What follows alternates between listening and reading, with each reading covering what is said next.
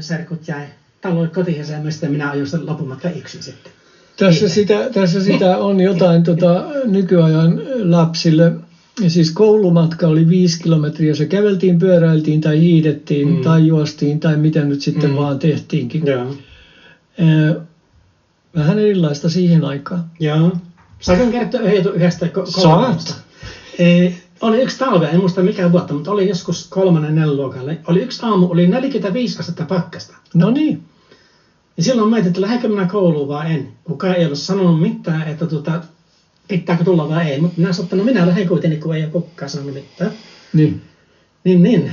Minä pistin ison kaulahuivin ympäri joku silmänrakoja, huovikkaat ja niiden päälle vielä villasukat. Ja minä menin kouluun ja mä olin ainut, joka tuli kouluun sinä päivänä. Ei edes opettaja tullut. No siitä voisi niinku ajatella, että jos nyt opettaja olisi, niin tuosta Sakusta tulee kyllä suosikkioppilas. Kenties. Ja tulikin. No joo, silleen pikkusen.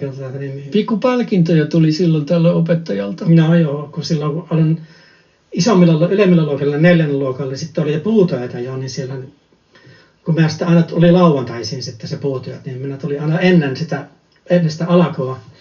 Tuli siihen taloon, kun se oli semmoista niin maatalaistaloa oli sijoitettu se koulu silloin. Niin tuli siinä aikaisemmin, niin mä sitten alaluokkalaisten laskukirjoja saan, niin tekee noita laskuvihkoja, niin korjata niitä, tarkistaa, että ne oli oikein. Ja siitä sitten tuli niin palkkiuksen salmia kilootaro. Että se oli vähän semmoista, mutta se oli, niin kuin, ei sitä monta kertaa tullut, mutta muutama kerran silleen.